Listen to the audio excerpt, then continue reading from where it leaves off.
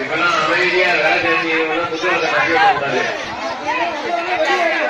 வெளியே தூக்கிடும் நம்ம ஆளுக்கு வெளியே அப்படியே அப்புறம் காப்பீடு வெளியில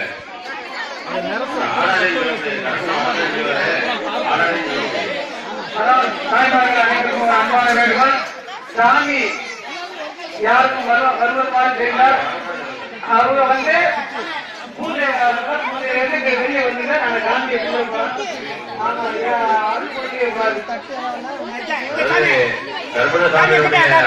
பாதிக்கப்பட்டு யாருக்கு ரொம்ப உற்சாகமா பாலி வர மாதிரி இருக்கோ அவங்க வந்து கொஞ்சம் கஷ்டப்படுத்தி பாலி நினைச்சு பூஜை முடிஞ்சதுக்கப்புறம் நீங்க